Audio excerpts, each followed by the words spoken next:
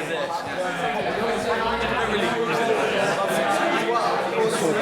use it for buying and saving.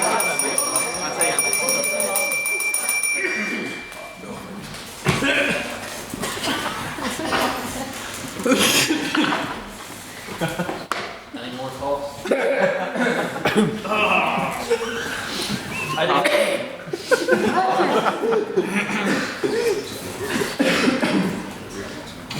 I declare this the 16th ordinary meeting of the 176th session duly constituted and called for the last meeting.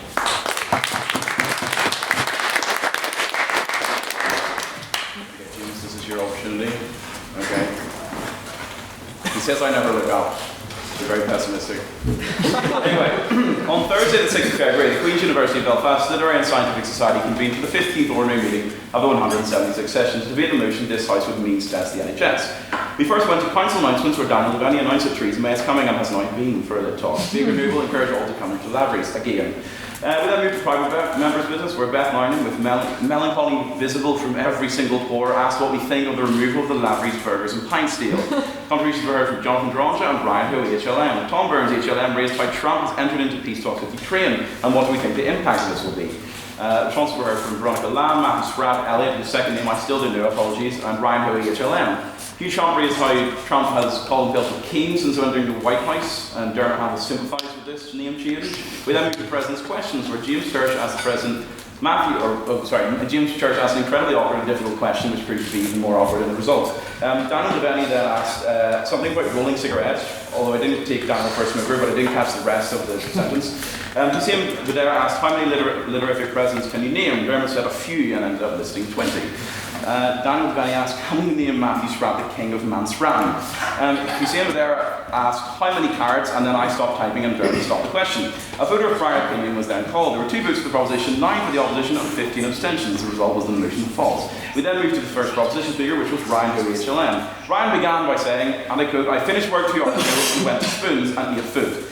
Ryan then began by giving a definition of means testing and had to pretend that he was not going to argue for his long desired wish of privatisation of the NHS. It means to focus resources on the poorest rather than the wealthiest, he said, only those at the bottom. Ryan gave a detailed and tedious overview of the spending issues via complex that no one listened to. Ryan then suggested we take the spending that we spend on the NHS Trust presently and redistribute. Change the trust into a statutory non-profit something or other about setting a rate for means testing. We then moved to first the proposition used Noah Ralph Rutoidum. The NHS is a great institution, he said. Noah gave a detailed overview of the history of the NHS and its formation, attempting to secure a few more victory points for Labour. It is one of the best ways of socialism working, but no one laughed at this joke, strangely.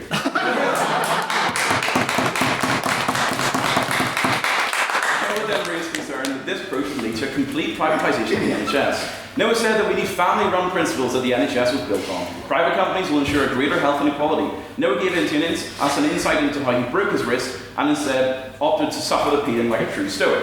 Second to the opposition was Hussein Badr. Hussein began by extending apologies to Matthew Spratt for being from Tyrone. Hussein then contrasted the rates of NHS staff pay with that of the ROI and beyond, explaining that there is no incentive for staff to stay and this has contributed to decline in the standard and skill in the healthcare system. The solution, he said, is to means test on smaller things where staff time has been lost. By means testing, we can salvage the NHS from burning. Second on the opposition was Jack Dury, who's not here tonight because I had a lot of funny jokes to make about his speech. Jack began by his love of 3-letter acronyms, the NHS, the REC, and I'll not mention the third one. Means testing the NHS is not about equality or improvement. It is to deprive individuals of the most basic human rights. Jack said that means testing will not fix the core problems of our NHS. The gradual introducing of privatisation is apparent. Instead, it would create a 2-tier system which would leave working class people behind, he said. Prevention is good because it saves lives. Jack spoke about his own experiences and how he had pneumonia and didn't have to pay for a prescription. But what happens if someone can't afford this, he said. Jack blamed the British government for degrading the NHS as well as 700 years of oppression. We can go down the path of means testing and weaken our NHS, or we can choose what to do what's right for everyone and ordinary people. Third in the proposition was Beth Lynam, having recovered from the removal of the Lavery's beer and burger deal. Beth said that the NHS is the worst in Northern Ireland and contrasted that with the RI healthcare system, which works because means testing is in the system. If you're a low-income worker but need surgery, then you have no other option but to wait. The NHS has a higher mortality rate. She said, and I quote, you're cooked either way, but you know who isn't cooked? Higher earners aren't cooked. She then said, on childbirth, I'm a massive fan, end quote. Beth then spoke spoke about the cost of childbirth in the ROI. Whilst it would be more expensive to have private healthcare, higher income earners cannot absorb their earnings, but low earners can. Or sorry, higher income earners can absorb their earnings, but low earners cannot absorb this cost. Third in the opposition was Jonathan Duranja. Jonathan opened by conceding that although things are not perfect, the NHS has immense purchasing power. Even compared with the Germans, we pay 1,000 less than them. How do we fix the problem? These things will take time, he said, especially to repair underfunding. We could promote the educational take of an 8 years minimal service for a medical student. If you're told that you're paying the vast amount of taxes to fund the poor in society to access healthcare, and you cannot access service yourself, then it's going to prompt arguments for defunding the entire institution. There's no quick fix. No quick fix. We could add an action-based approach, not means test. Would you enjoy, he then asked the House, 5 years of pleasure and to screw over your entire rest of your life for eternity? Dermott. We then moved to questions which were heard from Elliot, whose surname I still don't know, Tom Burns, HLM, James Terrish, and then a vote on Speaker ability was conducted. There were 10 votes for the proposition, 13 for the opposition, and 6 abstentions. Thus, the opposition have it. Can I take the minutes as read? Aye.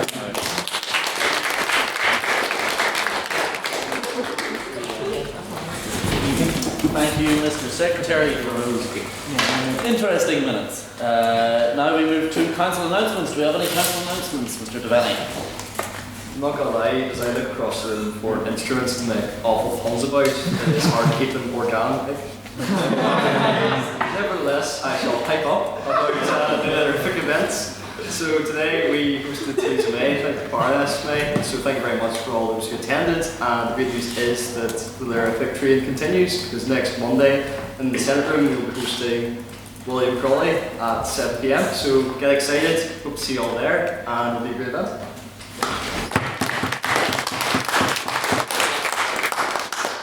Any other council announcements? Tomorrow night we have the final of the Irish Times, at I believe 7 PM, is it? Yeah. And so everyone should come along. It's going to be an excellent debate. It's sort of Ireland's best university level debaters, and so yeah, do sign up for that. Where is it?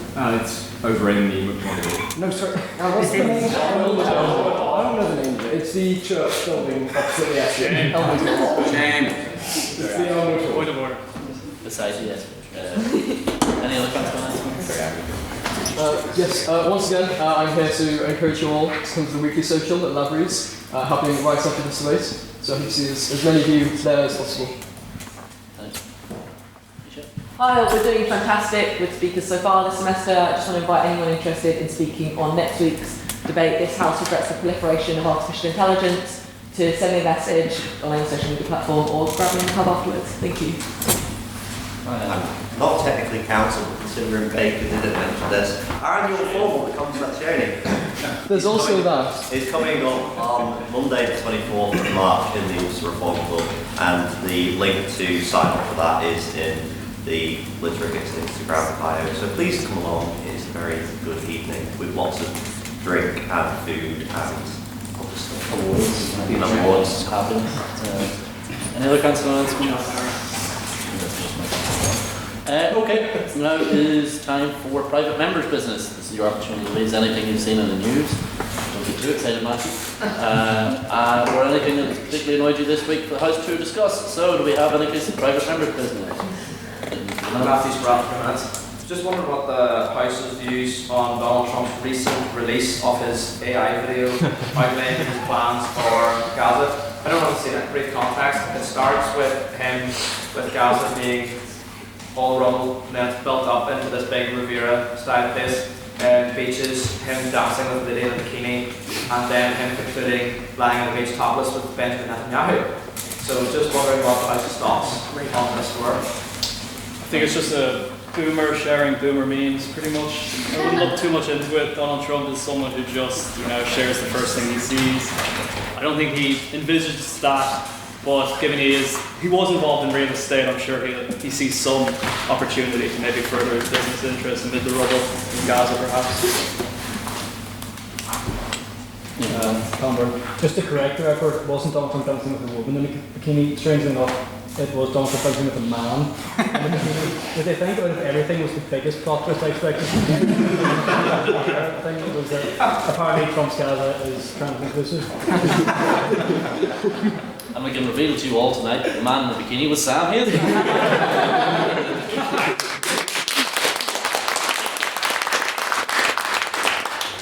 Any other pieces of business? The first clips from minutes. This ended there for minutes.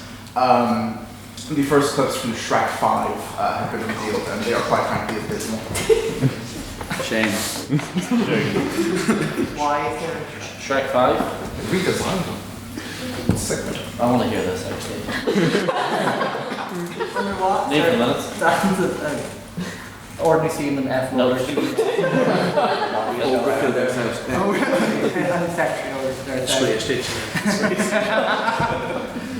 Under what circumstances have we led to believe that there is indeed a Shrek 5, given the current circumstance regarding AI? Is this not another false thing such as Trump hopefully dancing with trans man at the beginning? Sam's not a trans man.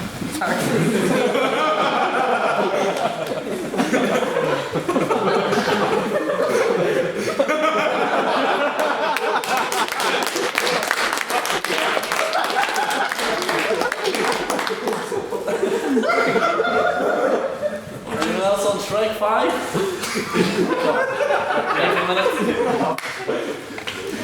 Look, Holmes, I believe Shark 5 is actually released in the same month as ICH 6. That would be a great month for cinema. Yes. Any other pieces of private? Trump has indicated that he is currently... More Trump. What? More Trump. Well, he's just indicated he's in a position where he's willing to back the Chagos Island deal, so I wondered what the House thought of that. Ooh. This house taking the Chagos deal. Anybody? Where's Chagos?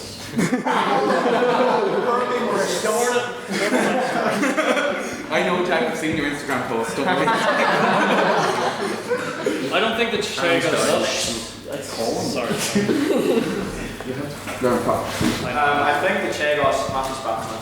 I think the Chagos Islands deal is inexcusable, particularly since the people of the Chagos Islands have no right to express self-determination. And it's just not in the national interest of the United Kingdom, Great Britain and Northern Ireland. I don't get why we would allow China to expand its influence into sovereign British territory.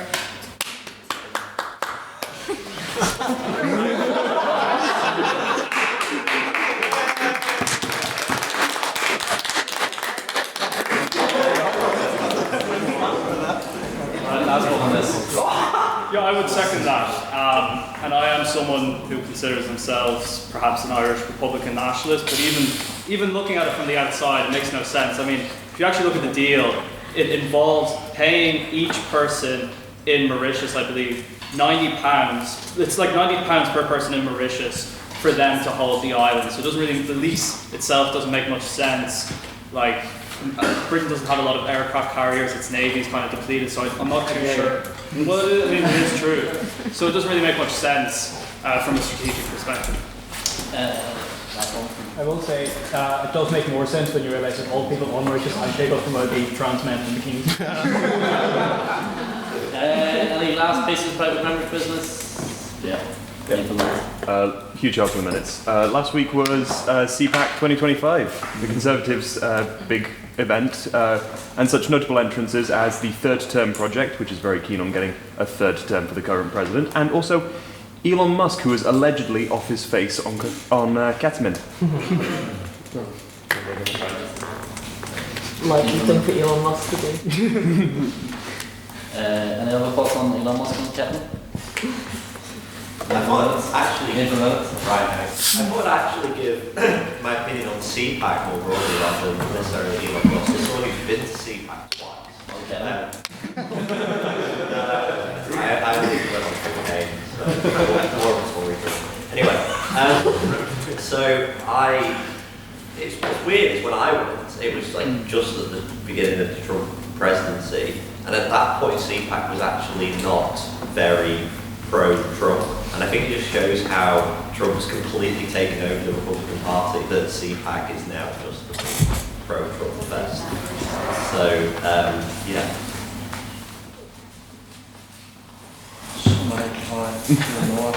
No, Ross. For some reason, I haven't been invited to CPAC.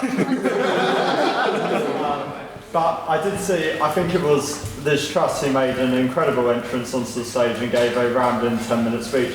And I just wanted to get everyone's opinion on Liz Truss giving a 10-minute speech, maybe in other forums or other areas, and would we actually tolerate that? Anyone on Liz Truss? McDonald? I'm surprised that her time as Prime Minister was longer than her speech. Charlie Kinsler and Theo. I'm just delighted for Liz on a personal level that one of her endeavours at least attached to the letters. You got one, Calvin? I just wanted to ask, Mr. Coy, you said that you attended CPAC at the beginning of the Trump presidency. I presume you mean back in 2016? That or 2017. 2017. What age were you? You travelled halfway across the world to go to this thing? I was 17, I think. I didn't think I was 18 at the time. What I remember it all though was that I arrived at like a motel that I was staying at because I was my own sheet, and they wouldn't allow me to stay because the state law was that you have to be 18 or something. And I was like, well, I'm in America by myself, I don't know where else to stay, and they let me in. So they broke state law and someone found out people get fined that shit. So it was really bad. What was the name of the hotel?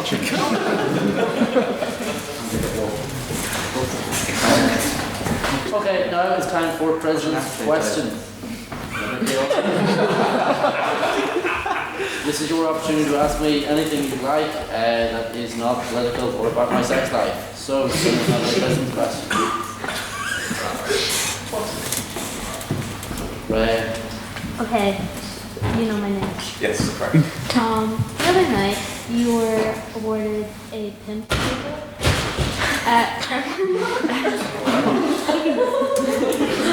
It was dubbed the pimp table by Tom Brennan, HLM. Did you avail of this pimp table? I won a competition for Kremlin where I got a reserved table, I got a round of free drinks, I got free entry, and I got to skip the queue. Things a pimp gets.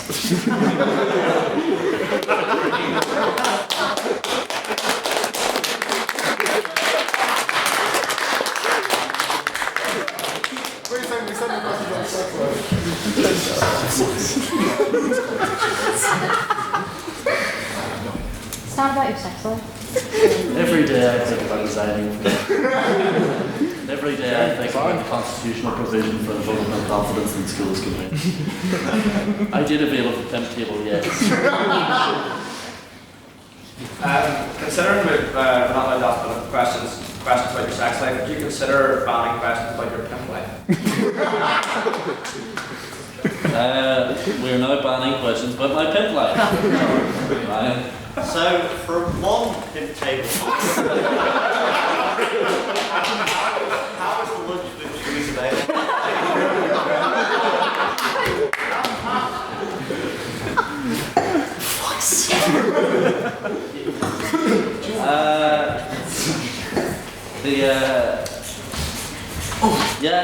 The lunch with Theresa May was really nice. It was chicken and some kind of strange potato thing that I didn't recognise or like. Some mixed vegetables that were quite nice. And then we had a black forest gatto for dessert. And there was some nice wine. And I had to make really awkward small talk with her chief of staff and Professor Ciarán, which was remarkably different. Any other non-pimp related questions? What do I miss? Following on from the discussion earlier on about CPAC, CPAC obviously for everyone who isn't around is very, very far away. So if you could recommend a gathering of horrendous right-wing men drugged up on mental stuff, sharing their horrendous opinions, what kind of forum would you recommend? Would it perhaps be at 7 o'clock in McMullin Hall every Thursday? So the mark dropped off. I would recommend that, or I would, to make it easier for Noah, move CPAC to Croydon. Be Croydon Pack. Any other? hear from Louise. Jonathan? You spoke about your lunch with Baroness May. Was that your breakfast? Yeah, there we go. You have a cigarette at the train station. Depends if you count cigarettes. If you don't count cigarettes, then yes, it was, but I count cigarettes. A 10-foot count cigarette.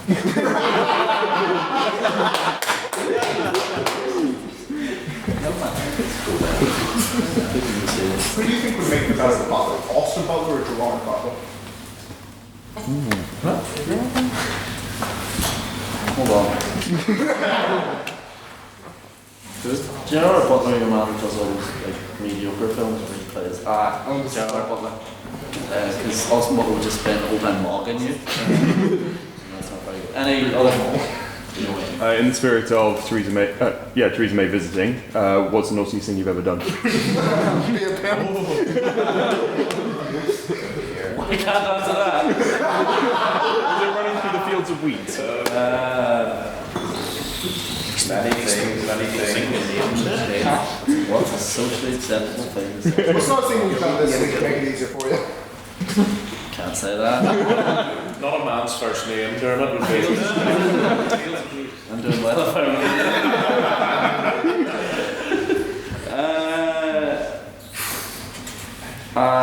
I once, when I was about 9, stole a packet of Werther's Original from the shop. Shame!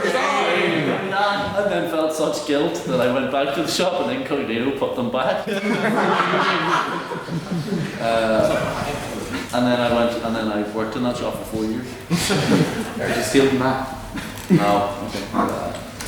But he got his money's worth out of me. I worked for £4 an hour for those years. Sure you did. Any other president's questions? Did Theresa May run through the fields of wheat? Of course you can speculate, but what force do you think motivated her to take such action? Her legs. If you were to fight Mike Tyson at any age, and the age you should fight him is in what £1,000 you win. So if you fight him at 40, you get £40,000. What age would you choose to fight him at? Do I have to win? You can, if you want. Depends what age you choose. Well, no, like most ages I can't win. But I don't have to win in this. No, if you win that amount of money, so you have to beat him. Also have to beat him? Yes. So what chance are you taking? You want him to pick an age, which he could be. Does it have to be an age he's passed already? If you want, yeah. Wait, sorry, his age? You just say 1,000. Yeah, you can say it. You're a wild Order! Where's your cap? I fight Mike Tyson. My rank is 12. Is that my rank? 12.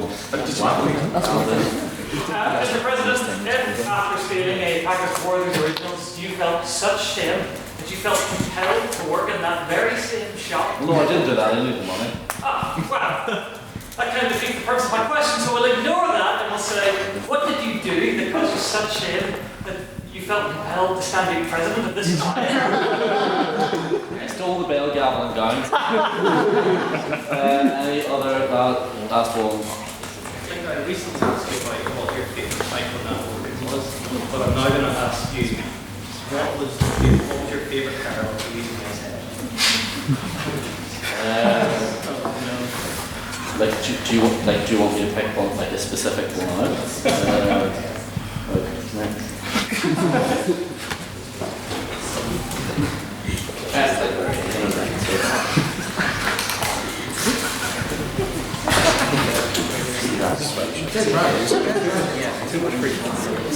No, I'm still doing an essay on electoral policy. Right, last president's question. Matthew. Why did I talk so Alright, that is the end of President's question. Order. That is the end of President's questions. Now it's time for our vote on prior opinions. So that's what you think of the motion at hand. Motion at hand tonight is this House believes Éamon de Valera did more harm than good. So does anyone need told who Éamon de Valera is? De Valera was President of Ireland for a number of years, Taoiseach of Ireland for a number of years, and a very tall man with glasses. Tom is not very tall. So if you believe that Éamon de Valera did more harm than good, raise your hands now. The years Unionists.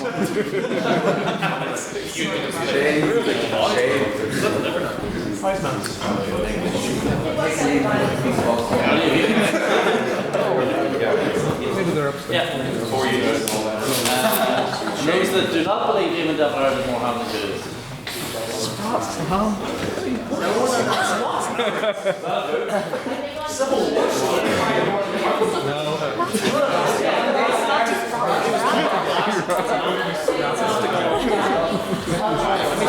Well, yeah.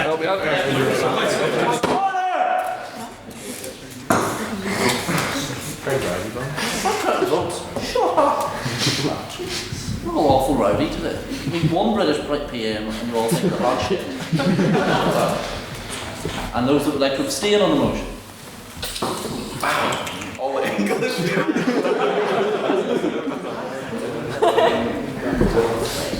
That's really English and American. Okay, there are 18. Hold on, what do you get?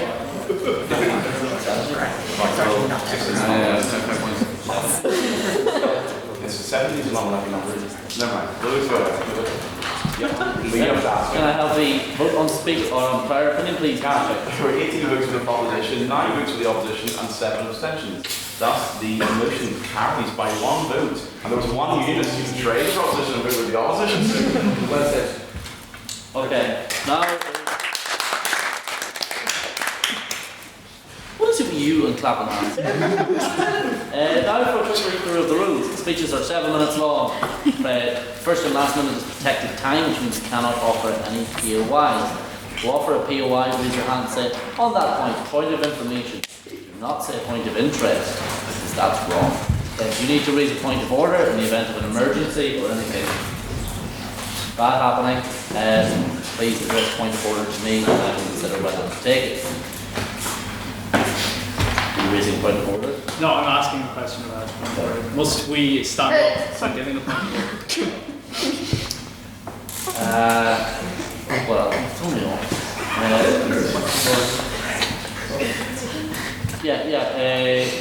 Don't offer any during the first and last minute. Protected time signified by bell. Check to your bell, please. Yes. And without further ado, to open the case for the proposition, have Theo from the off. Beth,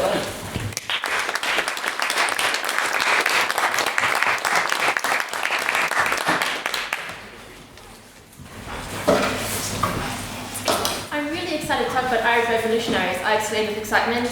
Little did I know it would be a creature featuring the creature. In this case, the creature is Éamon de Valera. Many things can be said about Éamon de Valera. Some say he was a talented statesman and one of Ireland's greatest leaders in the fight for independence. Others deride him as the root of many issues that Ireland faces today, a glory vulture who's often is credited for others' achievements. Now we, the proposition, acknowledge that he did good, like making Irish official language and moving Ireland away from British influence. However, those actions are a minority, and he overall caused more problems for the state and the Irish people. Issues like his poor economic policy, helping the Catholic Church gain near full control of the country for decades, his dodgy view on women, his brief foray into Holocaust denial. In my speech today, I will focus on de Valera's actions during Ireland's fight for independence from the 1916 Easter Rising to the War of Independence and the Civil War. I'll be focusing on how he hindered the Irish cause for independence more than he helped it, and to do that, let me take you back in time. Yes, ladies and gentlemen, it's Easter Monday 1916, and the Easter Rising is in full swing. The rebels have taken control of the GPO, the Four Courts, City Hall, and for some reason St. Stephen's Green. A decision so baffling it sent 15-year-old Beth into an unspeakable rage every time she thought about it. Across the city, rebels have captured Boland's Mill, and their leader, a 34-year-old Yank, is crashing out. This is Éamon de Valera. He's running around giving conflicting orders and refusing to speak. Things are getting so bad that his own men almost shoot him in the dark after he forgot the password. One Dev loyalist even consulted a doctor because he was so erratic, which, considering how repressed and avoidant the Irish were about mental health up until recently, really shows how concerning his behaviour is. It is only 6 short days later when the rising ends with its leaders executed. This galvanizes a previously apathetic Irish public, and a few short years later, Ireland declares independence.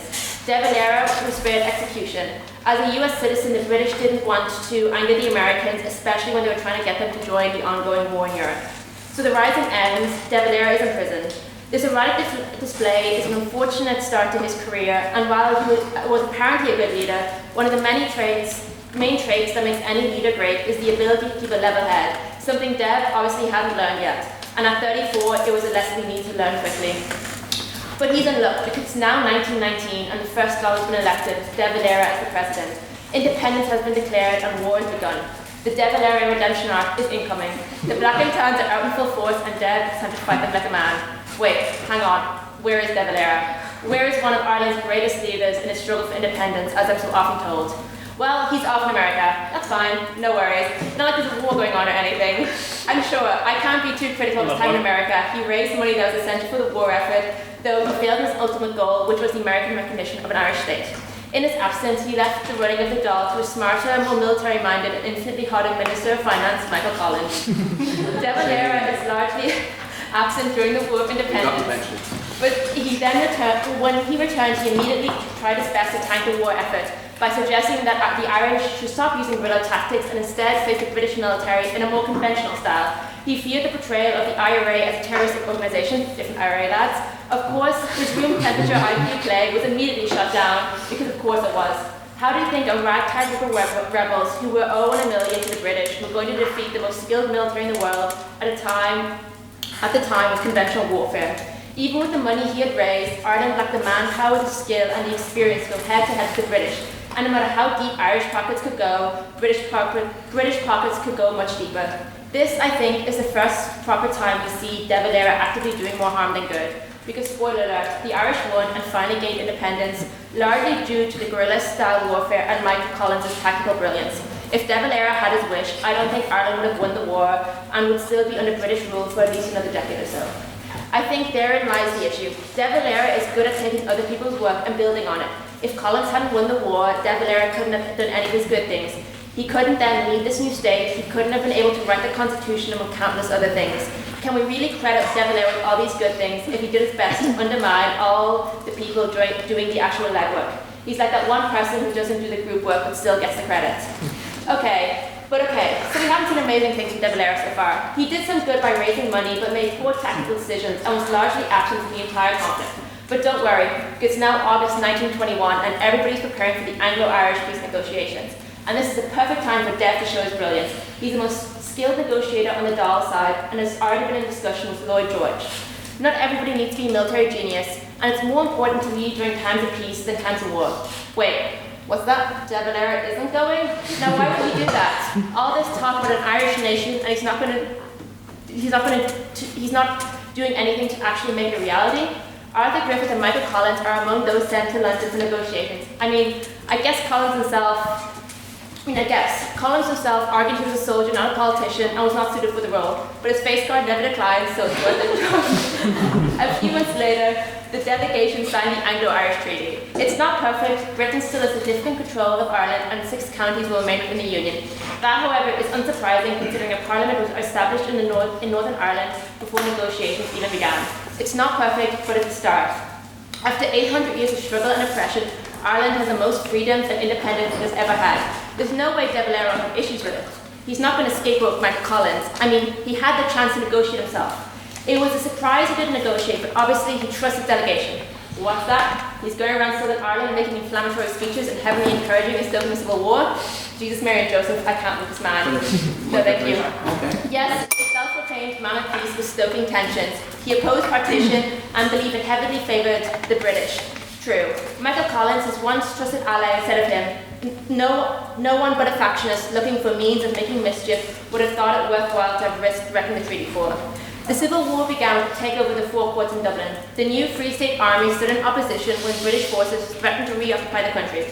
When you can't fully blame De Valera, I can't fully blame De Valera for this, but I can always blame the British. The anti-treaty members of the IRA were not loyal to De Valera, but De Valera backed them and became the figurehead of the anti-treaty side of the Civil War.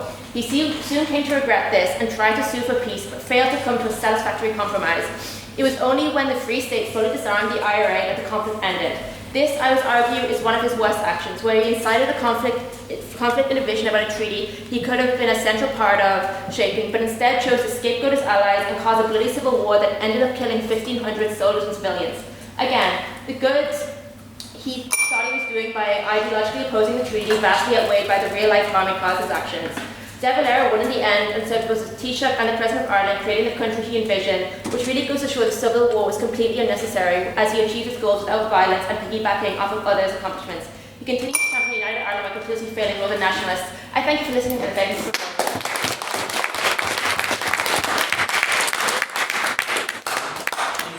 Now to open the case for the opposition, Irish Times finalist and formerly of Fianna Fáil, Theo McDonald.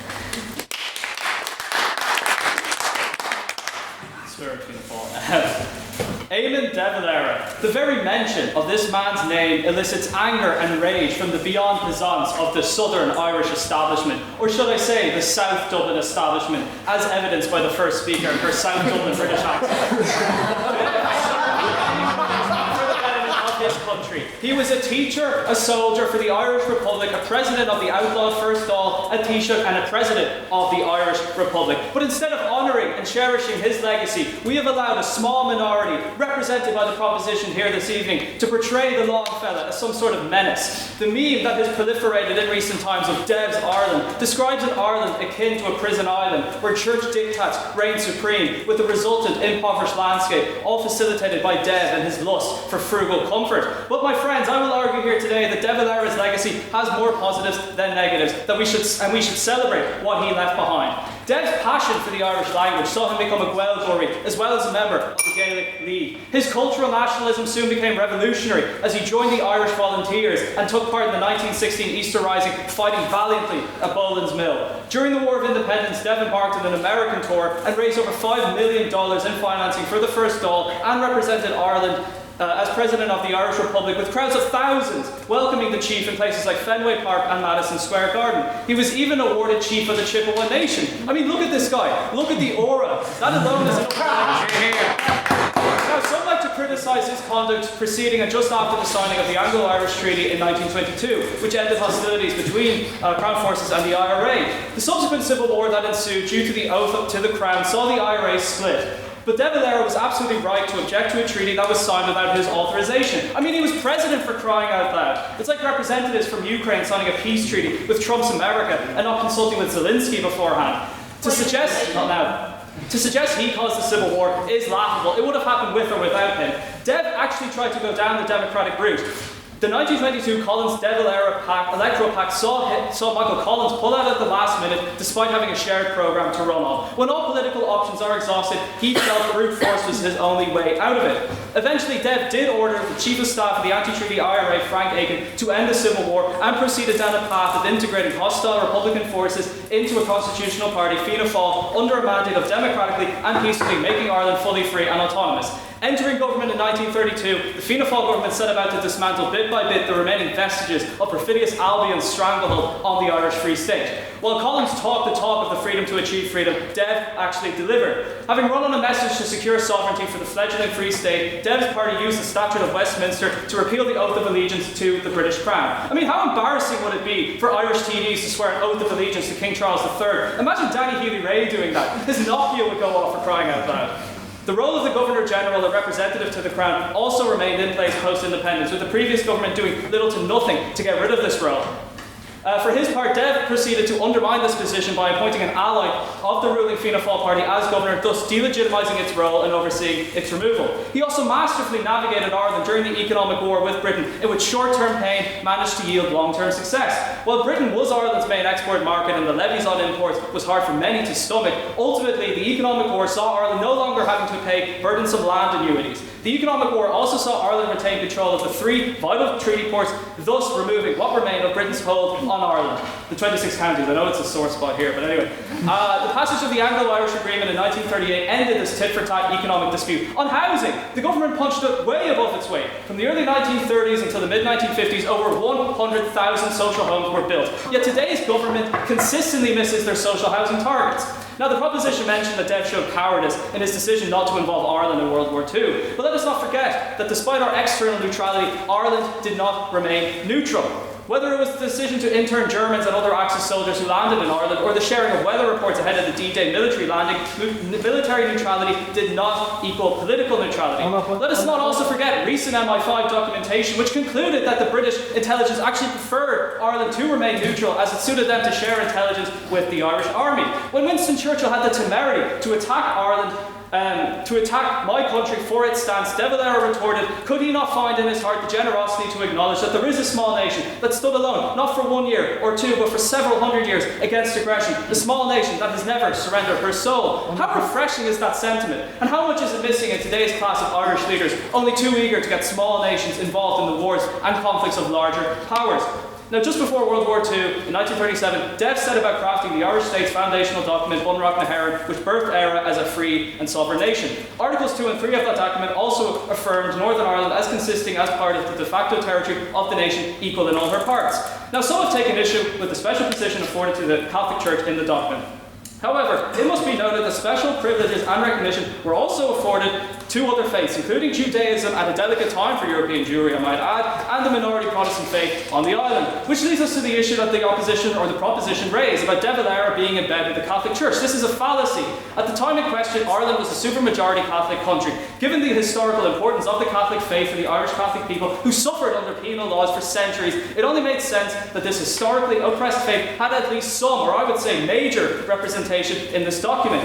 While this specific position was removed following a referendum in the 1970s as an olive branch to our orange brethren, the document itself is relatively egalitarian and actually liberal in its expression of separation between church and state and respect for individual rights. That's not me saying it, that is the former Supreme Court Judge Jared Hogan's opinion.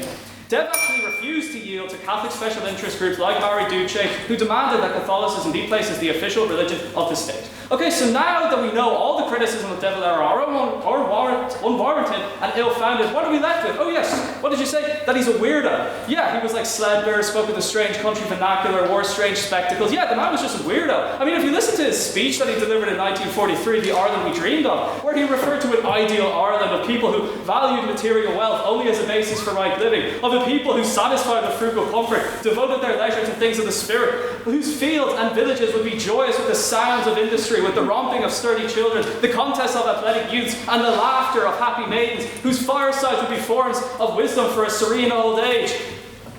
Sarcasm aside, call me old-fashioned, but I long for a time when world leaders spoke like this, eschewing materialism in favour of spirituality. Amid all the scandals and Gombianism of the current age, whether it's politicians taking bribes or people taking on piles of debt, it's refreshing to know that at one point in our history, we had a leader who spoke not of achieving material wealth, but of dedicating yourself to things of the spirit. Who better embodies this old Irish spirit than the man who only left £2,800 in his will? You know, the other day, I was walking down the heart of capitalist Dublin, in the Docklands, and as I wandered and observed the towering architecture dedicated to Dublin's new globalised economy, in the distance, I noticed the building occupied by De Valera during the 1916 Easter Rising Boland's Mill.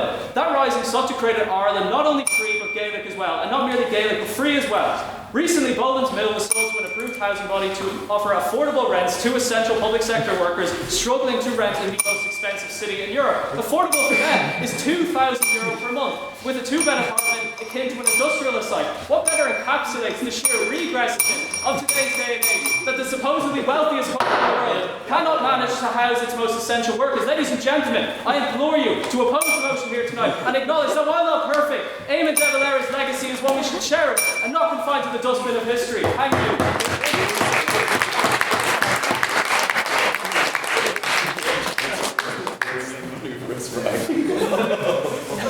Thank you, Theo, for that interesting and long speech. Now to continue the case for the proposition, Oran Lafferty.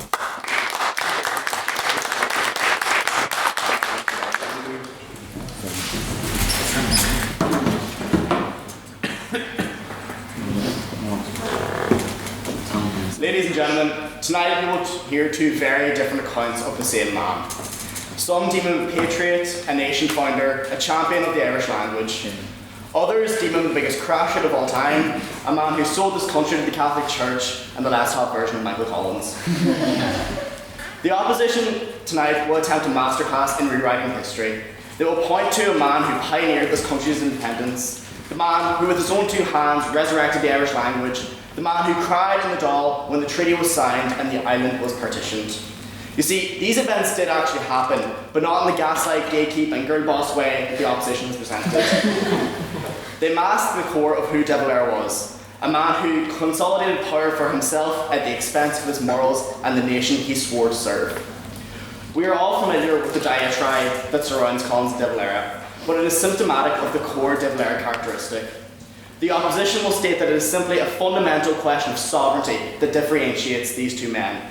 Yet, where the statement falls short is the disagreements of this nature that don't end up in a culture war on the same side. Collins was a roadblockage to De Valera's path. A man who evaded the British Army by going around Dublin on a bike at the height of notoriety is pretty stiff competition. Dev couldn't compete with that. He had an American accent and a Specsaver's prescription, but whip up a political frenzy, so turbulent, so violent, and placed the power in Collins' hands and watched it unfold. Dev created the perfect storm to get rid of Collins and take the power for himself. Realpolitik and pragmatism never seemed to be a factor in De Valera's decision-making process. The economic war of 1932 to 38 shows De Valera's weakness and an inability to fight for the budding new state. The opposition will argue that while it would be completely against the Republic's morals to have a trade agreement with Britain, yet dreams and morals may be keeping them and De Valera content, it did little for the Irish population for which De Valera was responsible. With the dream of self-sufficiency, encouraging entrepreneurs, and becoming more competitive on the global market, De Valera paraded this plan around his campaign trail. It was an absolute disaster, costing the Republic's economy £48 million, catalysing mass emigration, striking a chronic coal shortage, and souring cross-border relations. De Valera sidelined this practical and tangible responsibilities of the job he so desperately craved. While men, women, and children starved, De Valera went unaffected and even enjoyed more success. Now, the opposition will point to the fact that this is a symbol of the Irish people's approval and adoration, but anyone who knows anything about Irish history knows that De Valera, the man who cried in the Dáil over partition, was only effective and productive for a certain type of Irishman, the type who would reinstate him time and time again. For true blue nationalists obsessed with the concept of independence and Irish reunification, De Valera once again prioritised his own progress over the betterment of the state. He completely neglected Northern Ireland and the discrimination that took place here. He entered weak dialogue with Britain, which resulted in absolutely nothing. Instead of wielding his newfound power and status for the Irish people that had been most directly affected by partition, De Valera chose to shun and rebuff them, planting seeds of division and a feeling of contempt and neglect for nationalists in Northern Ireland. Point of information. No, thank you. Okay. This inaction is nothing short of De Valera's self-centeredness and ego. Instead of using the situation for the time to push the reunification movement, De Valera opted out. He chose to look inwards, not for the progression of the Republic, but for the progression of his own career and the death cult. Remember, this is the man who cried when partition occurred, so why then would he not begin to support the nationalist movement in the North? When examining a figure like De Valera, it is easily simple to say yes or no, moral and immoral, consequential or not. But that's not the point of tonight's discussion. To do more harm than do good is not a matter of legacy or influence. It is an assessment of how De Valera achieved what he did. De Valera was an opportunist who knew how to harness the whim of the moment for his own betterment. If he lived up to his promises, we would be standing in a 32-county republic. He was a man who did not keep his word. His actions were complete contradictions of his promises. And there's only one fundamental truth about good old Crash-Out Dev. He undoubtedly did more harm than good.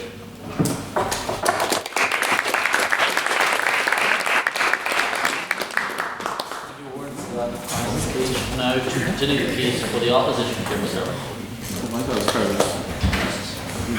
That's all it is.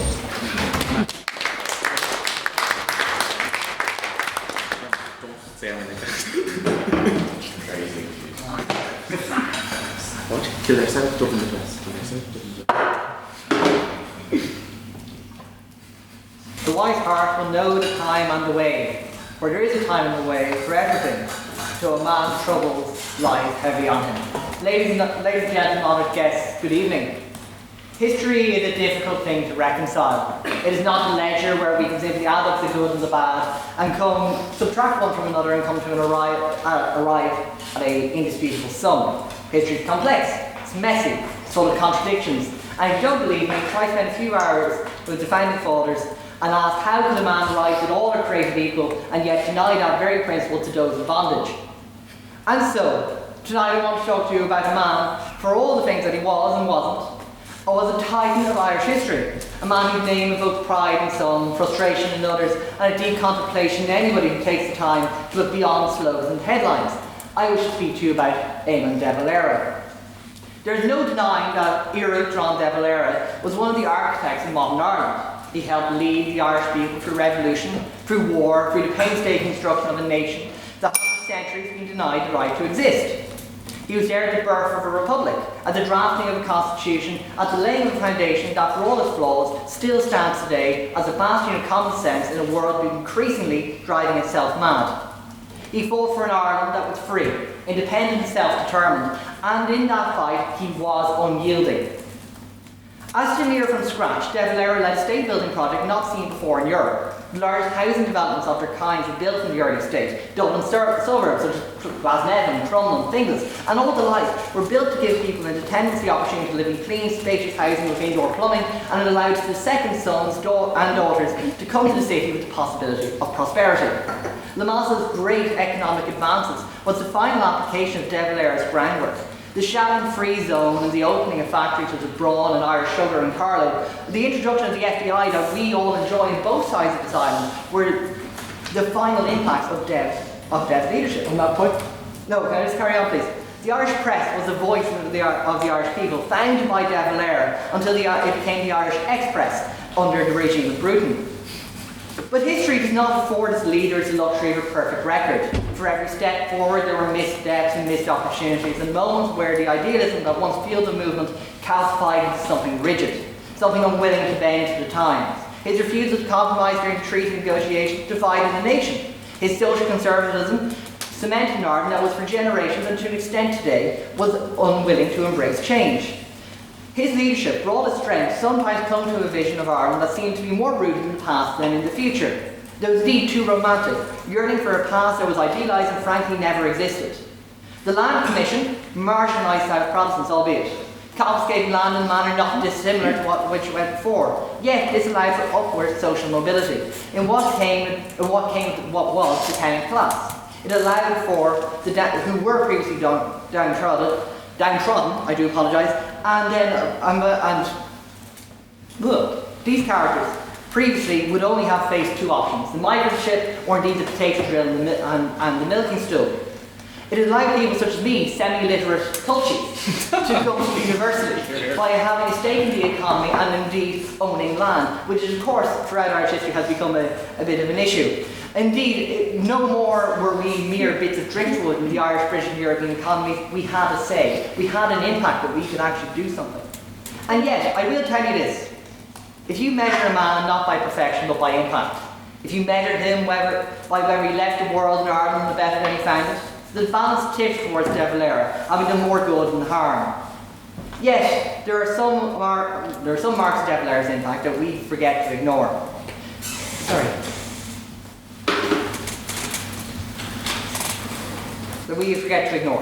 How Ireland, under the support of the maths teacher turned chief, lesser known impacts such as the Dublin Institute of Advanced Studies, modelled on the one that exists in Princeton.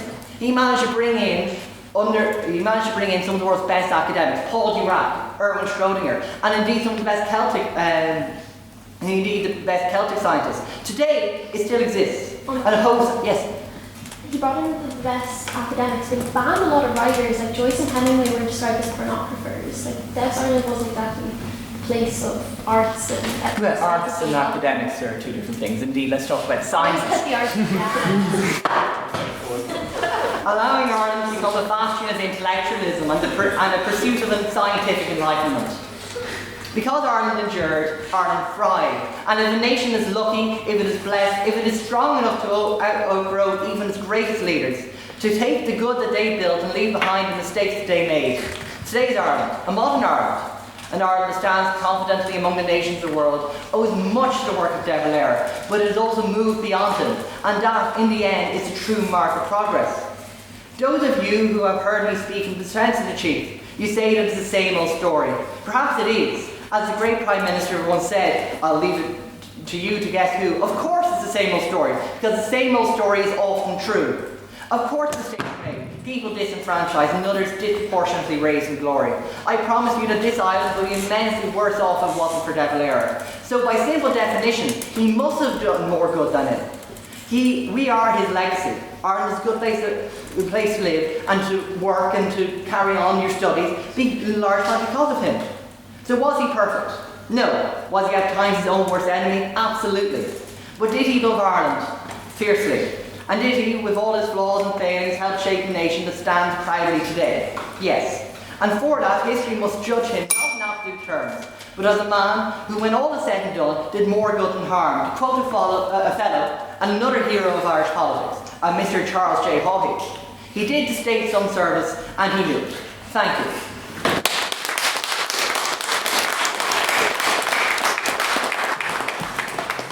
Thank you for that fine speech. Now continue to give the proposition, Alan McMullin.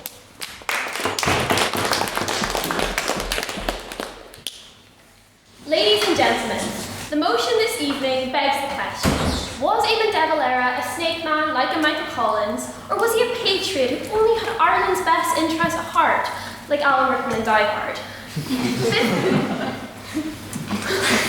50 years after his death, de Valera remains to be one of the most controversial political figures in Irish history. In the South, he can be seen as a valiant hero who broke the shackles of British rule and created his own Celtic utopia. However, the reality is, de Valera shackled the Irish Free State to his own primitive fool's paradise. Now, I would like to acknowledge the fact that many people in this room may have absolutely no feelings about Éamon de Valera whatsoever. To the people outside the South, he often provokes very little interest. So for those of you in the audience tonight, I would like to offer you an analogy. Éamon de Valera was like Hannah Montana. He too was an American going through an identity crisis. By day, he was this passionate patriot who valiantly fought for Irish freedom. But at night, under the stage lights, he is revealed to be a deeply flawed man who entrenched his own antiquated beliefs within Irish society. On the point? No, thank you. Who would have thought that a noble statesman like him would double as a misogynist?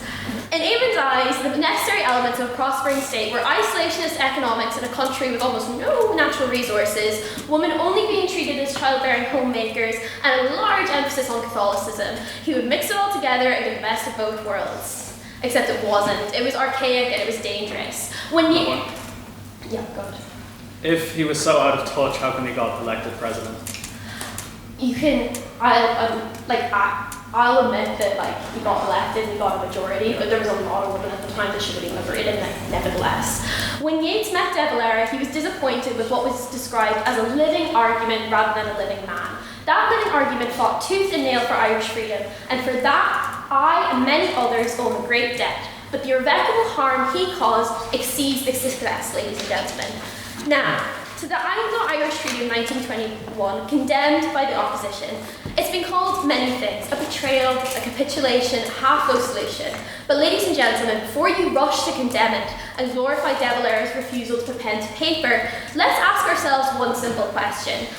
What exactly were we expecting in 1921? A golden chariot of sovereignty delivered on a silver platter by the British? As if King George himself would rock up to Dublin, hand over the keys to the castle and say, "Well done, chaps, it's all yours." The treaty was a solution crafted not by dreamers, but by exhausted realists who knew that sometimes the way forward is to grab what you can and then figure out the rest before you lose your grip altogether. It was a compromise, yes, but a clever one. De Valera knew compromises were going to be made, he just didn't want to be the one making them. When they discussed sending the delegation to Downing Street, de Valera told the cabinet there must be, quote, scapegoats. He wanted the delegation to shamelessly carry a subpar treaty back to Dublin, which he could reject or correct, but in either scenario he could deliver the sweet kiss of freedom, casting himself as the leader of the Isle. But the curtain fell, the scapegoat signed the treaty in London with Collins as centre stage. De Valera's decision to take to the streets and decry the treaty categorically incited the Civil War, a brutal conflict which ravaged the state and took over 1,000 casualties. He wanted custody of the aspiration for a united Ireland. During the conflict, he acted as though the pro-treaty side didn't care for this aspiration, but the treaty gave us a fighting chance. It gave us the political tools, the economic breathing space, and crucially, the legitimacy we needed to build something greater. No, thank you. Dev wouldn't acknowledge this. A tactical politician disguised as one of the romantic rebels he commanded. He became a symbol of the struggle. The anti-establishment warrior perfectly positioned himself in line to become the establishment. When the crowning moment arrived, Éamon de Valera found himself leading a free state as Europe was about to descend into World War II. He was vehemently neutral in the face of severe pressure from the British government. But is this really an admirable act? We were never really that neutral anyway. British planes could crash in Irish fields and soldiers were escorted over the border, back to safety. Churchill put Irish unity on the table and de Valera looked the other way. The opposition will say that Irish soldiers in exchange for United Ireland was never a real offer. But I don't know how they could be so certain. If Churchill was prepared to deal with Stalin, why is de Valera so unlikely? Again, Dev wanted custody of the aspiration. You see, a United Ireland has this permanently postponable policy. He wanted it, but was he really ready to pay the price for it? This would have been a much more pluralist, much less Gaelic state. The nationalist warrior became quite a calculated Taoiseach, one who ultimately sends his condolences when Hitler committed suicide. This decision was justly haunts de Valera's legacy. However, it's a headline. It's flippant to label de Valera as a Nazi sympathiser. Rather, it is more complex. He was an appeaser much more akin to Chamberlain than Churchill. On that point. No, thank you. But when the history books are written, it is not kind to those who stand still. De Valera had his 2 feet in opposing doors. Eventually they slammed shut and Dev is left with stubbed toes, isolated from the international community. De Valera isolated us diplomatically, but he also chose to strangle us economy, you know what I'm talking about. Placing tariffs on British goods was a frivolous indulgence. Protectionist economics attacked our economy. Trade was stifled and emigration increased. De Valera's desires for his free state can sound quite romantic, the Irish spirit that the opposition talked about. Our native tongue restored and shop shelves only stocked with the products harvested by Irish hands. However, ladies and gentlemen, the society Dev led was trapped in time, impoverished and isolated. The opposition paints a pretty picture, but the canvas is rotten. De Valera's Ireland banned the works of Hemingway and Joyce, dubbing them as pornographers, a very free state indeed. The subjugation of women was enshrined within our constitution, but the opposition will argue, hey, De Valera was a man of his time, and modern expectations can't be placed upon him. But to that I say, what about the expectations of 1922? Article 3 of that constitution guaranteed discrimination without the distinction of sex, eradicating the 1937 draft unsurprisingly. Ladies and gentlemen, propose this motion, because to do otherwise is gifting De Valera what he desired most, a false legacy. His Ireland was not a Celtic utopia. He was the prince of his own primitive fool's paradise. I urge you to propose. Thank you.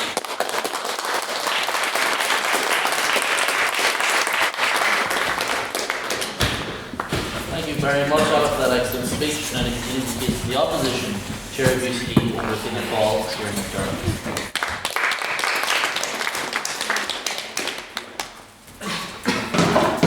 Good evening, everyone. I hope we're all well. This is my first of these sort of debates, so I mightn't be as literate or as well-spoken as some of the other people here tonight.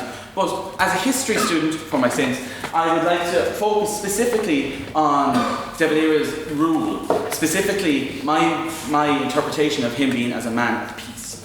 So, where do we begin? We begin with this party. We begin with Fianna Fáil, the Republican Party, in 1926. In 1925, it came to a Sinn Féin Ordesh on whether, on a conditional basis, whether the Republicans should take their place in the new Dáil.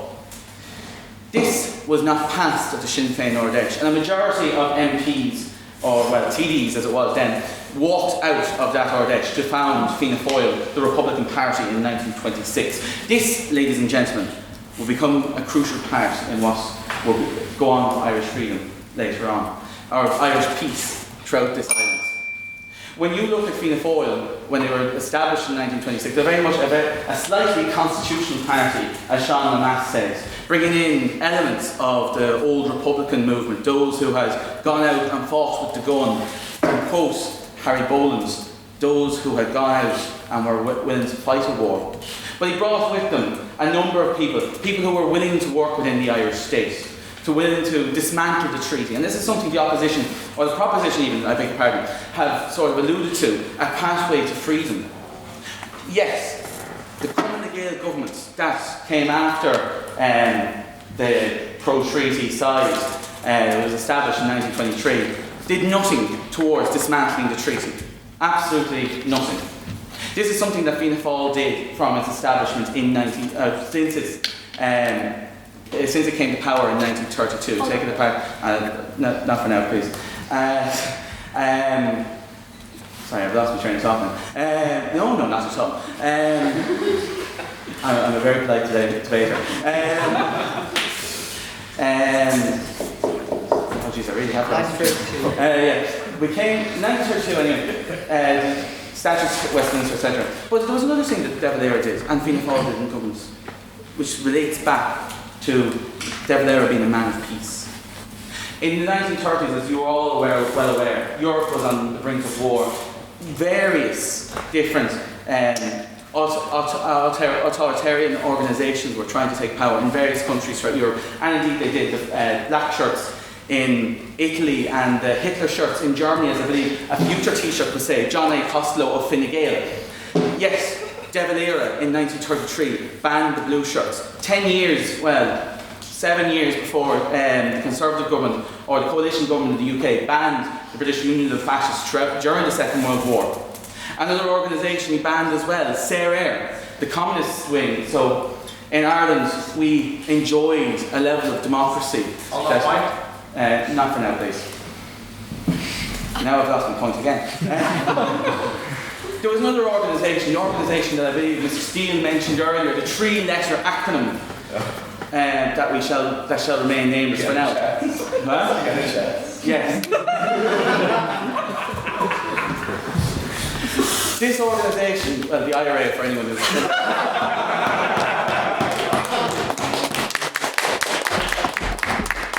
The IRA after the Civil War, many were disenchanted, many were still in the organisation, but De Valera offered them a way out, a way into constitutional politics. In 1934, there was the creation of the volunteer force, which was a reservist in the army. This created two things. This ensured that the army was no longer just a free state vestige, but came from both sides, anti-treaty and pro-treaty. It also effectively dismantled the IRA. The IRA during this period was a husk of its former self, posing very little threat to the state in what would become turbulent times ahead.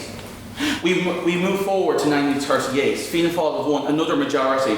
Somehow the very unpopular Dev keeps winning majorities in a PR system, something that you would not see in another state. Another reason why Fianna Fáil was one of the most successful political organisations in Western Europe.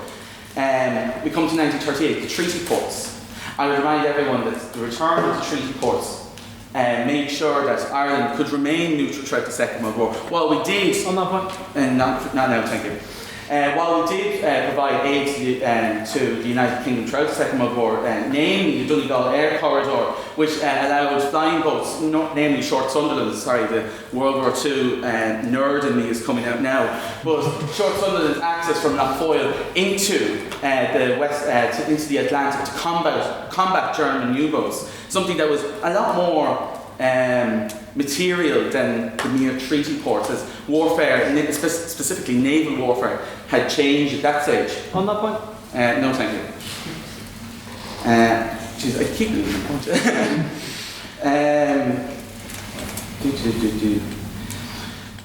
There was mention earlier as well about condolences during the Second World War. I would like to address that, if I may.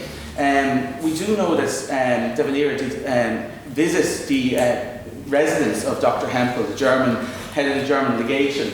He didn't visit the actual embassy of the Nazi Germany.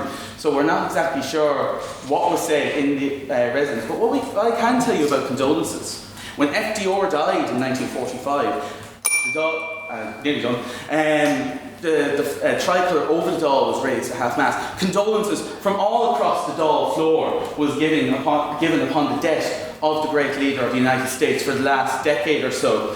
So I think that's one point that may be blown slightly out of proportion. And I will end on this point. when this city was ablaze during the midst of the Blitz, it was De Valera who sent fire brigades across the border to put the fires out.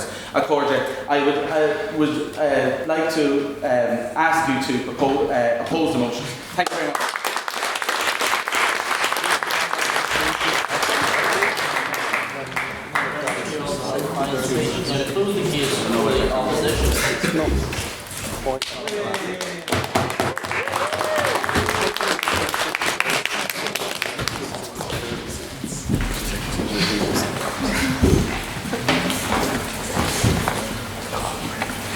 It's a bit odd because I haven't charged my phone, so I'm using my laptop as a timekeeping device. So you'll have to bear with me here, I'm afraid.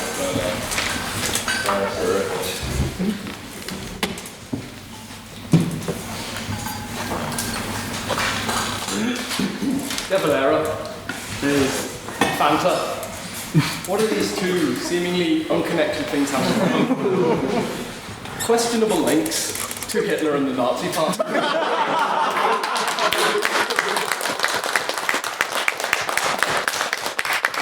It was De Valera's Ireland that insisted on comparing the Treaty of Versailles and the Anglo-Irish Treaty of 1921 to one another. It was De Valera's Ireland that, no matter what the opposition says tonight, did sympathise with the Nazis. What they haven't told you is that in 1933, Ireland appointed an ambassador to Germany, Bewley, who was openly anti-Semitic, pro-Nazi, and in around 1934 remarked on the positive German national rebirth under the Nazi Party. When did De Valera realise the error of his ways and remove this man from office? When was he taken off of the ambassadorial posting to Germany? 1939. You could have done that a bit earlier. But I'd like to ask, what is the cost of neutrality? What does neutrality come with? Because let's look at it, right? Neutrality. We get to stay out of war. But what if the Germans had won? Is that a world that the Irish state wants to exist in? Is that the world that the Irish state would even be able to continue to exist in? As mentioned on our side, the offer of a united Ireland was proposed in return for ending Irish neutrality. And the Irish said no. And it's not like Irish lives weren't lost at the hands of the Nazis. 20% of Irish merchant seamen were killed during World War II. Ireland's fleet of vessels went down by 30% because of them being sunk by German action. If access to the treaty ports had been granted to the Allied forces, it's estimated over 500 miles more shipping would have been protected in the Atlantic, bringing vital supplies to Allied forces, ending the war quicker. Is this a moral obligation which Ireland should have faced? I would say probably. Why can Ireland sit by and be neutral during this conflict that is killing millions through genocide? Why does Ireland get that right? Yes. Point of information. Did Britain join the war because of genocide? Because as far as I'm aware, Britain and France joined the war to protect Poland because of guarantees. If I'm correct in saying as well, the Netherlands remained neutral at the start of the war, Belgium, Luxembourg, the United States indeed until the Pearl Harbor attack. So how? So it makes it alright for Ireland also to remain neutral in the case of genocide? I don't see your point. Your point is that the United Kingdom entered the war for the wrong reasons, and therefore it's okay that Ireland didn't enter the war at all. Because I don't.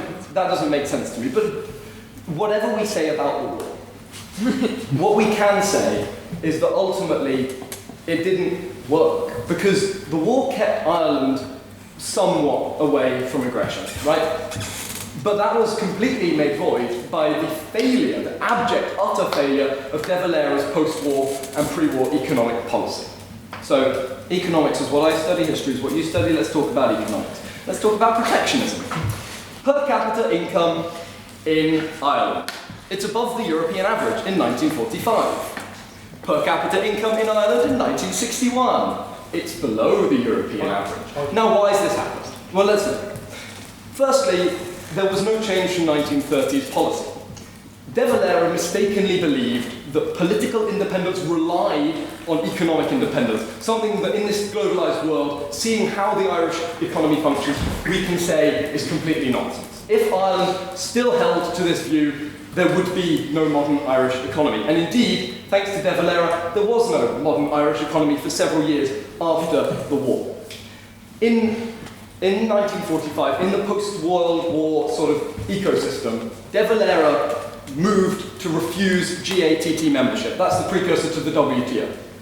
He believed that a reliance on the UK for exports, a reliance on other countries for exports, would be a crutch for the Irish economy. But by refusing to enter the precursor to the World Trade Organization, he limited trade to pretty much just between Ireland and the UK. So in essence, he did what he was set out not to do. In 1947, there were negotiations there were negotiations in 1947 set out to change the terms of trade between Ireland and the UK. It was seen as an opportunity. The UK was recovering from the war, it needed agricultural imports, but De Valera blocked changes recommended to him by his sort of Minister for Finance. Why? Because he believed that if they changed the trade agreement, it would damage the agricultural industry. Well, this is ironic, because by 1955, Irish agriculture was producing 1/3 of Danish output. It was producing a quarter of Dutch output.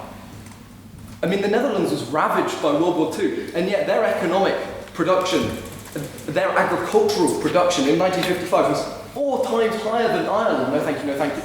Why is this? It's because they focused on industrialising.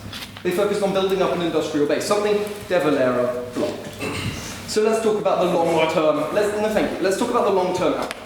Ireland misses out on the post-war economic boom in Europe. In 1945, Ireland is seen as a central state within the European economy.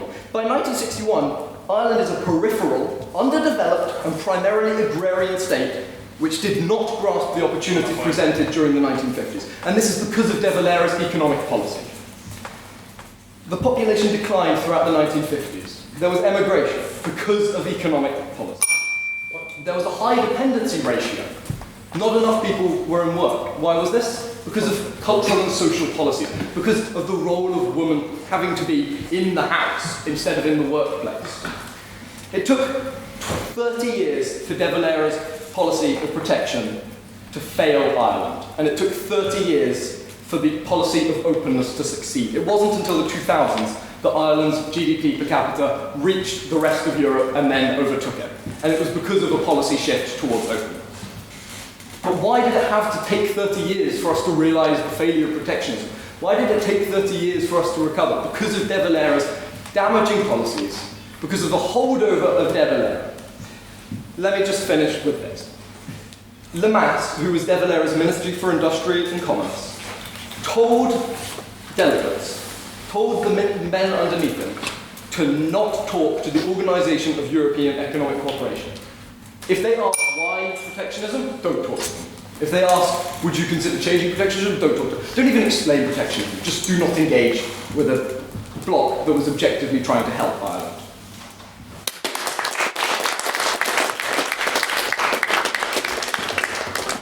Thank you, Jonathan, for that fine speech. Now, to close the debate out, hopefully lightening things up a bit, Sam, you.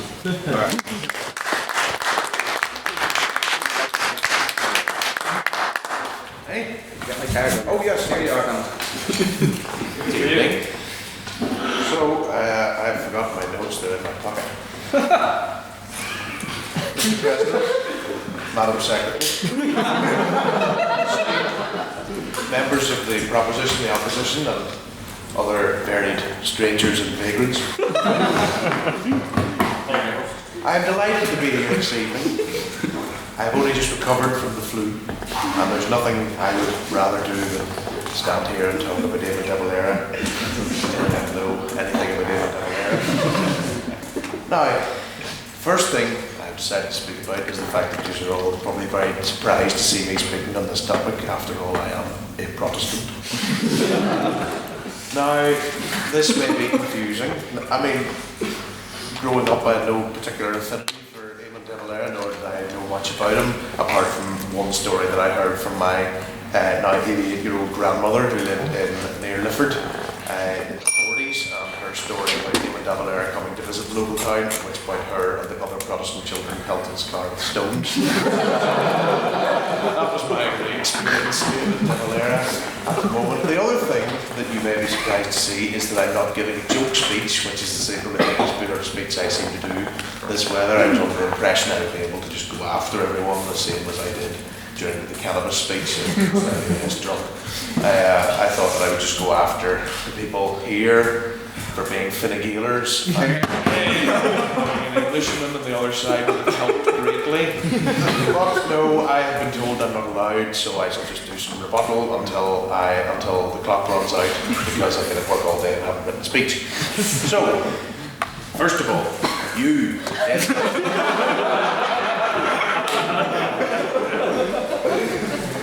Des Lynam.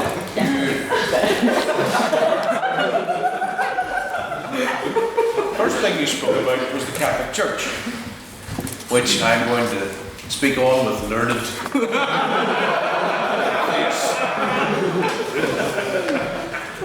because like Fintan, I am a Protestant, as I said, but like Fintan, I'm a real one.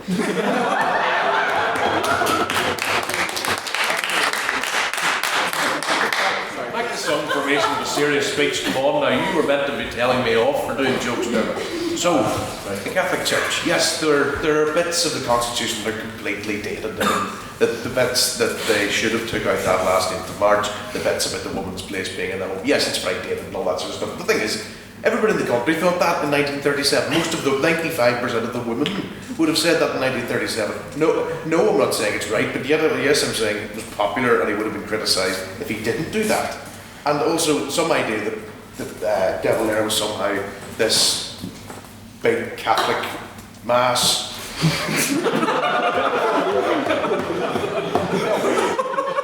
that he was something strange. That he was something strange in Ireland in the 30s.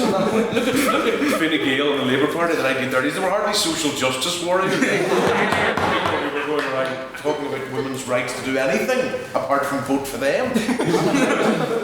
And then off to America. Recognition came eventually from Americans. Americans never show up on time. It was just after the war. They were late for that. They were going to be late for the as well. And Wilson was in the middle of trying to build his completely pointless League of Nations. Other things to worry about than entertaining Éamon de Valera in America in the 30s. What else was I going to say? No, that was rubbish. No, it was rubbish as well. Yeah, you're up for it. You. Don't know who you are. But the idea that he neglected Northern nationalists, I mean, yes, he didn't do much for them, but what on earth could he do for them? I mean, it was what? He was named for... Yes, you can. I've done it a million times. President Sam. Yes, well, I'll ignore you then. He couldn't have done anything. It was an oppressive regime of strange-looking people who ran around here. It was not something that De Valera had any power over. You, I don't know who you are either. You compared him to Anna Banana. I don't know who that is.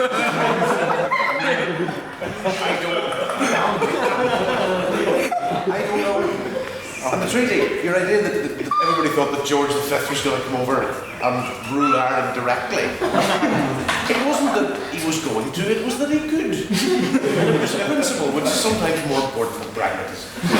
Sometimes. And Churchill saying, we'll give you, yes, you say it could have been true. The roof could come off. Churchill could descend, flapping his wings like a penguin and eating things out of Jack's hair. Churchill would have said anything.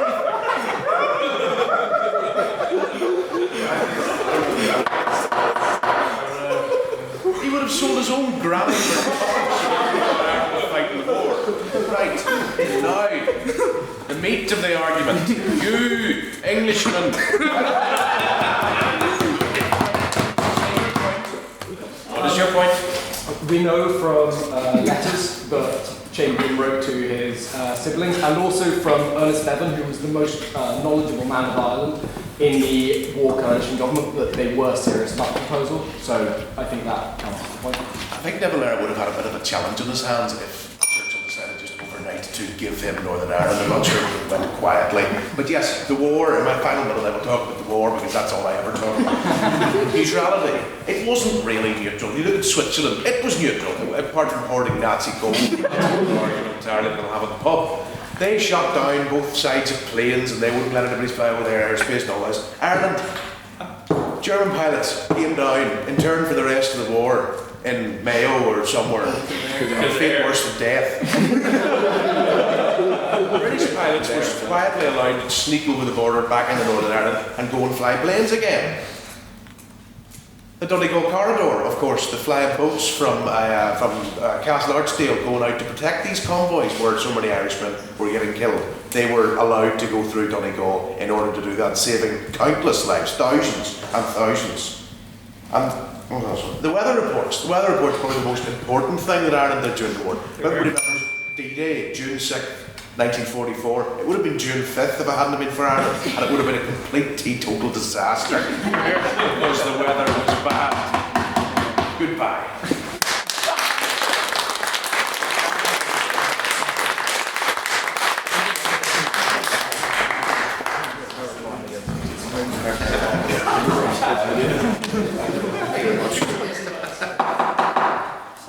Thank you, Ciarán, for that speech.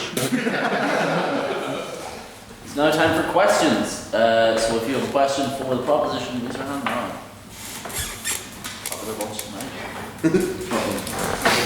Question, I forget your name, but the last speaker. When you were doing your analysis of the economic statistics that you're very learned in between 1945 and 1961, I believe it was, how come you never mentioned the element in the room of the Marshall Plan, which of course didn't go to Ireland and went to many of the European countries? I believe Ireland will get some Marshall Plan funds. Some Marshall Plan. Okay, my question is, what's the piece of infrastructure that you can point to that was paid for by the Marshall Plan? That's not entirely on. What's the piece of infrastructure that got destroyed by the Nazis? North Strand in Dublin. I did just fact check it there. Ireland did in fact receive Marshall aid from 1947 to 1957. Sorry, in 1957. Sorry? In 1957, is it? From 47 until 1957. So the last year the Fianna Fáil government under Deb? Yeah, none of that. Well, how much of that was You answered? I think I've answered. I mean, the answer was, like, his question was, did the rest of Europe not get Marshall Plan funds? And my answer was, Ireland did get Marshall Plan funds, so I think that's the answer. Do you have a question or a response? I just think... No, not you. The opposition are welcome to respond if you want, but I think this is a fairly open and short question. No, I don't. You're about to kill me as it is. So. I suppose, just on the whole issue of prosperity that you did bring up in your speech, like you bring up the fact that Ireland didn't industrialise under Dev, but what difference could he have made? Because of years of colonisation, we actually weren't allowed to industrialise. We were entirely reliant on agriculture. The only part of the island that was allowed to industrialise was the place we're sitting in right now, with shipbuilding, steelmaking, what have you. And it just so happened to be predominated by people who were more loyal to the Crown than the rest of the island. So, I mean, that is the reason why ERA, if you want to call it, wasn't allowed to industrialise. It had nothing to do with Dev. He was trying to ameliorate that in whatever way he could. Question for the opposition? My question for the second speaker. Sorry, the third speaker. We've referenced De Valera and stuff, banning the blue shirts and stuff, and his opposition to fascism, and his love for democracy, and so forth. But when it came to actually literally fighting the fascists, he wouldn't do it. Do you not recognise that maybe it's not a love of democracy, but a love of solidifying his power and banning potential opposition? Well, I disagree with that. Banning that potential opposition, like he didn't ban Fine Gael, he didn't ban the Labour Party, he banned groups that wanted to dismantle Irish democracy. And we have to remember as well, the period Ireland was in, we had just come through the War of Independence and Civil War 20 years previously. If Ireland had declared war in the 1940s, now we can debate about this all we want if you want, I do believe there would have been a serious threat of civil war. Because I do think there would have been people who would say, why are you fighting for the who? The Brits? What? And I think there would have been people who would have very much disagreed with that. And there would have been, I think there was actually more chance of more conflict on this island from declaring war than not. So maybe I'm wrong. We can have a chat at the times about it later, maybe perhaps. But look, I do accept your point. Like could have been more done fighting passion, but I do think Ireland.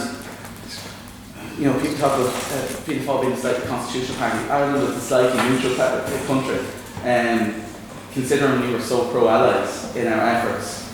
We'll have a chat about that if you want. Opposition reform. Well, two little parts of it. One, Deb was slightly fascist in calling Fermanagh and Tyrone Sudetenland, kind of dodgy, you do that. And also, you focus a lot, and I know it's biased because you are in Fianna Fáil, the bias of complete bias.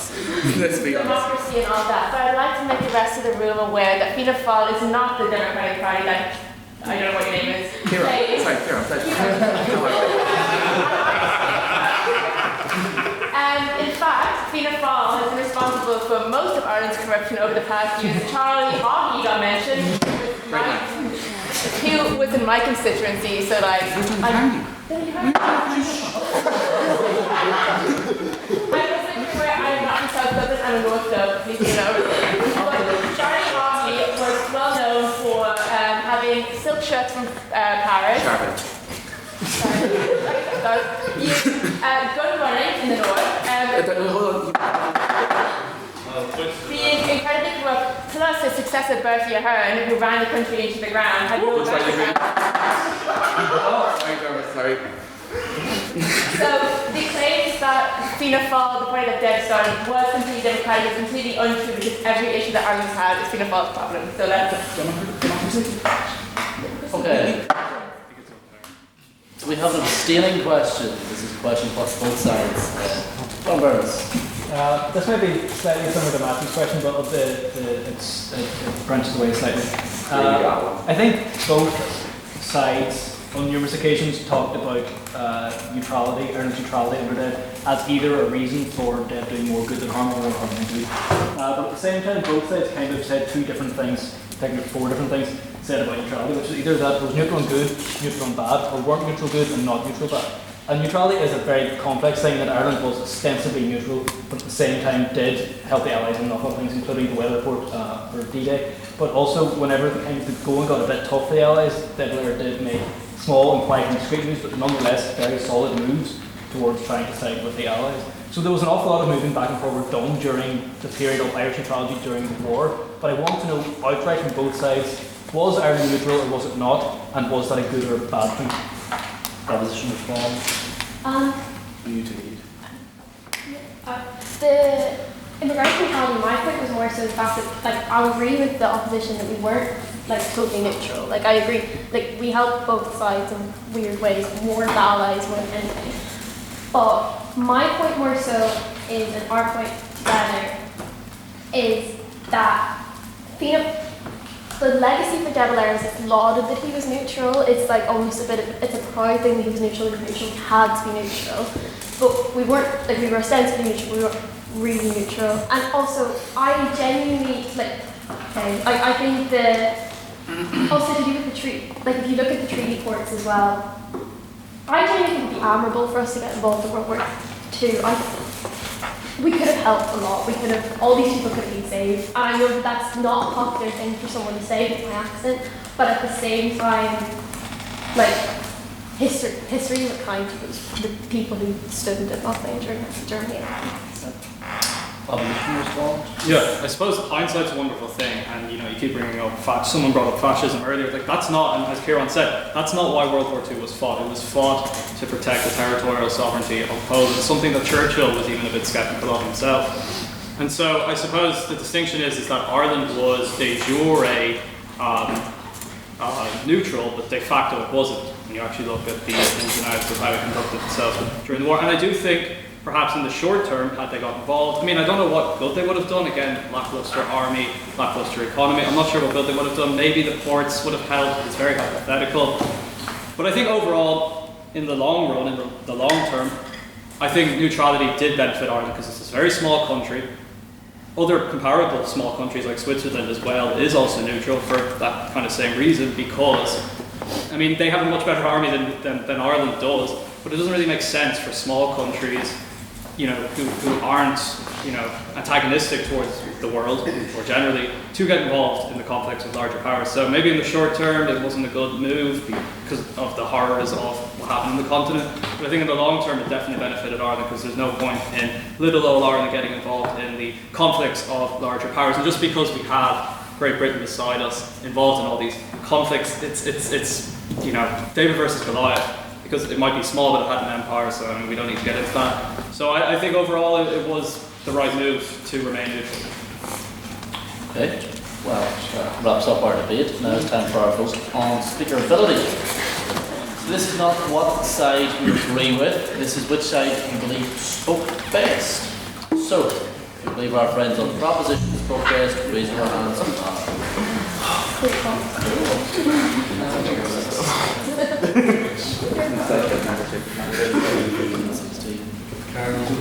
Hello. What's up? Voting yes or voting slightly embarrassing. And if you believe the opposition spoke best, raise your hand. Not me. Right. And if you'd like to abstain on the motion, raise your hands now. Don't go into Can we have the vote on speakerability, please, Mr. Secretary? There were 22 votes for the proposition, 2 votes for the opposition, and 7 abstentions. So the proposition carried the vote on speakerability.